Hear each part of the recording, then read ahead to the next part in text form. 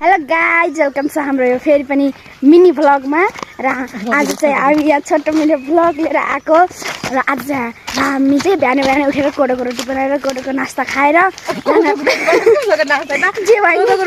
त्यसको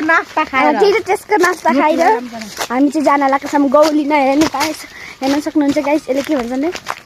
नाम्लो बोकेर जान लागेको छौँ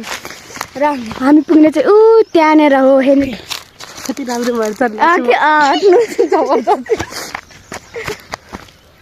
लु तपाईँले भन्नु मलाई केही आइन अरू ग्यास सब चाहिँ होइन हामी चाहिँ जाँदा बाटोमा यस्तो उफ्रिँदै उता एक्सर्साइज पनि हुन्छ अब रनिङ पनि भइरहेको छ होइन अब भारी बोकेर सिक्स प्याक पनि निकाल्ने हो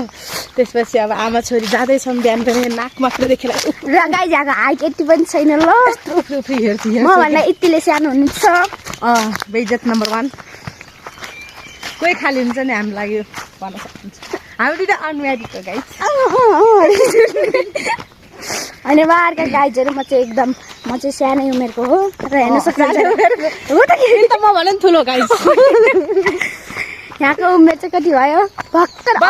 18 वर्ष पुग्नु भएको छ गाइजहरू हजुरहरूलाई मनपर्छ भने कमेन्टमा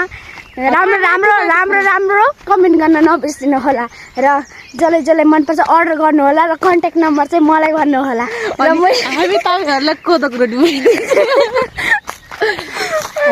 जङ्गल देखाइदिनु तर हेर्न सक्नुहुन्छ गाइस यहाँ यस्तो बाटो देख्नुहुन्छ नि यस्तोमा जानुपर्छ कि कोदोको रोटी दिने मान्छेको हालत हेर्नुहोस् गाइस कस्तो छ म चाहिँ राम्रो भइछु होइन ल guys thank you so much watching my video